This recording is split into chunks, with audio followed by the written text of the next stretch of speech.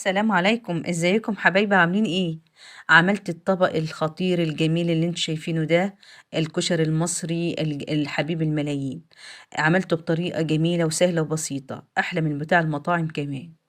حاجة كده يا جماعة من الاخر. قبل ما نبدأ الفيديو مع بعض، لايك وشير لو عجبك الفيديو. اول حاجه انا معايا بقى العدس بتاعي، جبته اول حاجه كده هغسله الاول وانضفه من اي شوائب فيه واي حاجه تحت الميه كذا مره كده، غسلته حلو ونضفته. هسيبه حوالي عن ربع ساعه يتنقع معايا علشان ما ياخدش معايا وقت في السوى. بس كده، دي اول حاجه عملناها. بعد كده بقى جبت البصل بتاعي حوالي عن 5 بصلات، غسلتهم حلو ونضفتهم برضو بالشكل ده. معايا السكينة اللي هي زي دي بتاعت الشيبسي يا جماعة. بدأت اللي اني اقطع البصل بتاعي فيها كده عشان يبقى حجمه كلته زي بعضه ونفس التقطيع، يبقى حجمه متساوي يعني متقطع كده يبقى زي بعضه كده ويبقى رفيع معايا بالشكل ده. مش هياخد منك اي وقت لما تبشر البصل فيه. لما يعني تبشر البصل بتاعك كلته في المكنة كده، سهل معاكي وحلو، ويبقى رفيع معاكي ومقرمش. عملت كل الكمية كده بنفس الطريقة اللي انتوا شايفينها دي. حطيتها ببولة كلها كده، عبتها. هبدأ بقى ابدر البصل بتاعي بقى بالشكل ده. جبت حوالي عن 4 معالق من الدقيق و4 معالق من النشا. لو انت عاملة بصل قليل يعني حوالي عن بصلتين، يبقى معلقتين من النشا ومعلقتين من الدقيق.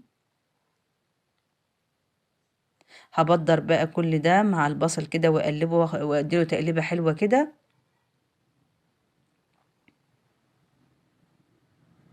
لحد ما يتبدر ويتاخد ويتشرب كلته كده، علشان يمتص كل المية بتاعته كده. بعد كده جبت طاسة على النار، نزلت بزيت، الزيت بتاعي لا غزير ولا قليل، يعني في الوسط كده. بدأت أنزل بالبصل بتاعي كده، يبدأ يحمر بقى، يبقى ياخد من اللون الكريسبي المقرمش الجميل ده، اللون الذهبي.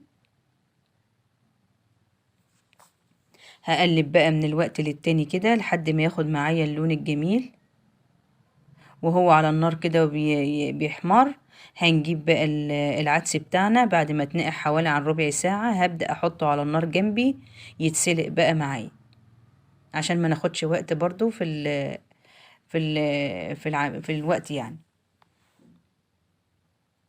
هبدأ بقى البصل بتاعي احمر برضو اهو، خد اللون الجميل الذهبي الحلو الكريسبي. هنبدأ بقى ايه، نطلعه على مناديل ورق او نطلعه على مصفى المتاح عندك. ابدا اصفيه حلو كده من الزيت واطلعه بالشكل اللي انتوا شايفينه ده.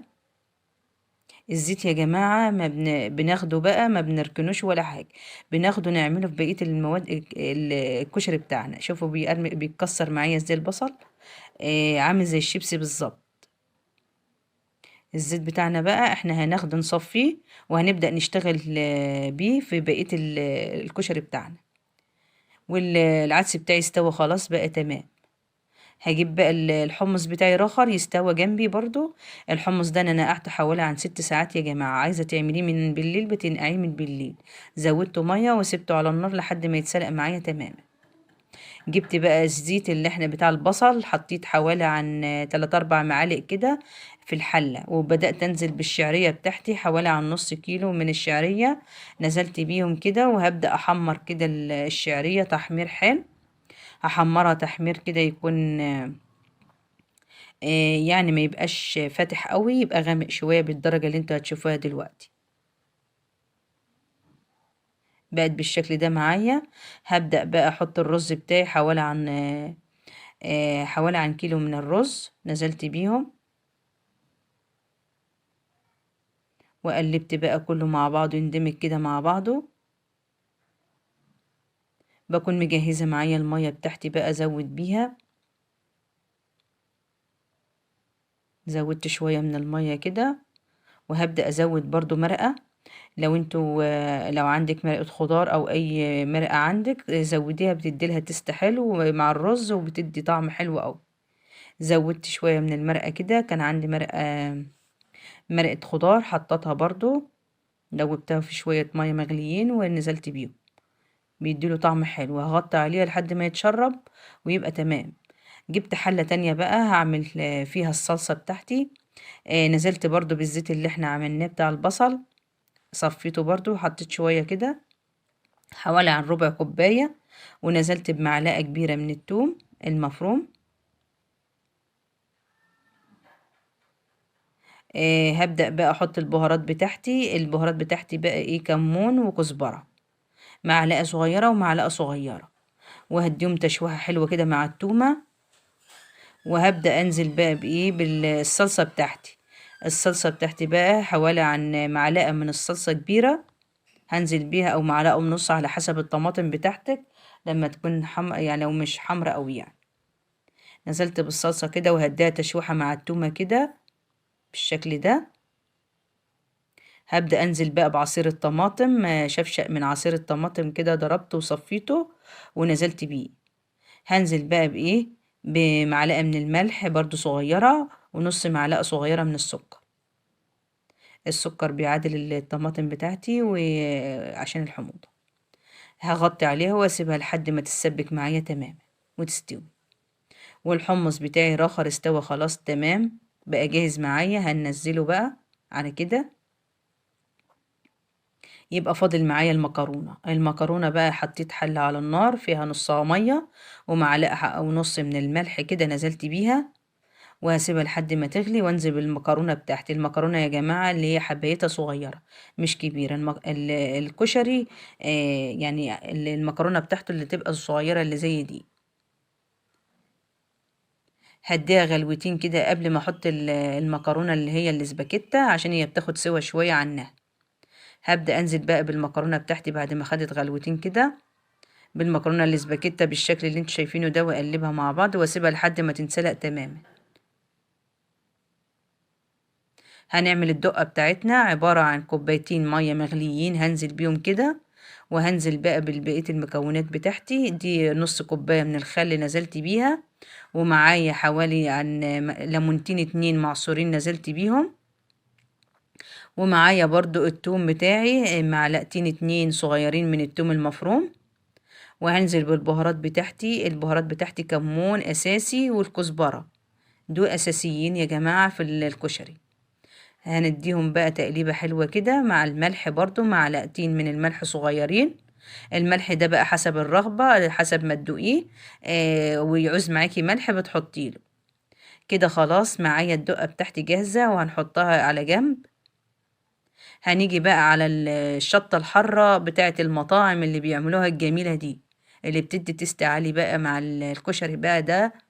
هنجيب حلة على النار، نزلت برضو بنفس الزيت بتاع البصل. حطيت حوالي عن ربع كوباية برضو، ونزلت بمعلقتين من الشطة الحمراء. معلقتين صغيرين من الشطة الحمراء اللي زي دي يا جماعة بتبقى حارة جامد. هبدأ بقى اقلبها كده تتشوح شوية وتبدأ تغلي كده مع بعضها. بتعمل ريحة جامدة ما اقولكمش عليها. بتخليكي منتش قادرة تقف قدامها حتى. بفضل بقى اقلب فيها كده شوية كده لحد ما تدي يعني غلوتين كده.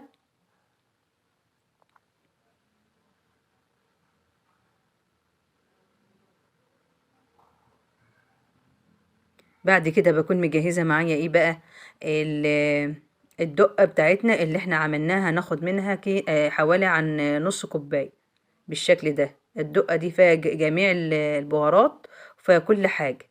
نزلت بيها كده اديتها طشة كده حلوة.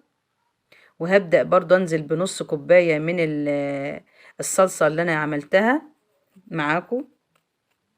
نزلت بيها كده وهقلبهم مع بعض كده. وخلاص على كده هي كده خلصت معايا. دي يا جماعة الدقة اللي هي الحرة اللي بيعملوها المطاعم، جميلة جميلة ما اقولكمش عليها بقى ولا على طعمها، خطيرة. كده خلاص خلصت معايا. هبدأ بقى أعبي بقى بقية المكونات بتاعتي على الكشري. حطيت الرز الأول، فردته كده في الصينية. وهبدأ انزل بالمكرونة بتاعتي كده بالشكل ده.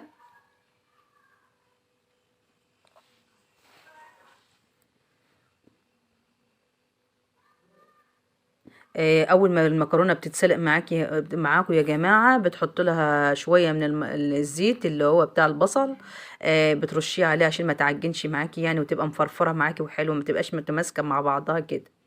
وتبدأي بقى ترصي بقى الطبق بتاعك الجميل بقى. حطيت شوية الرز الأول، حطيت المكرونة، حطيت شوية من العدس اللي احنا سلقناه مع بعض برضو، حطيت شوية منه، حطيت صلصة على الوش كده، حوالي عن ربع كوباية كده عليها.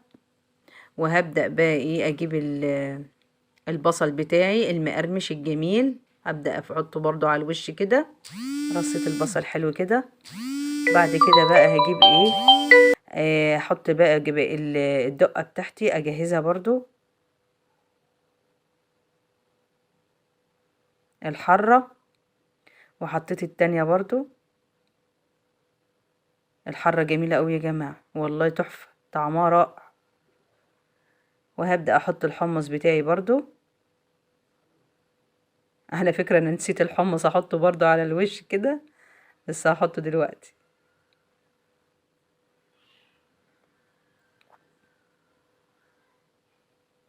بدأت احط الحمص بتاعي كده، بقى معايا طبق معتبر، حاجة كده من الاخر، احلى من المطاعم، وبتعمليه في نظافة. لايك وشير لو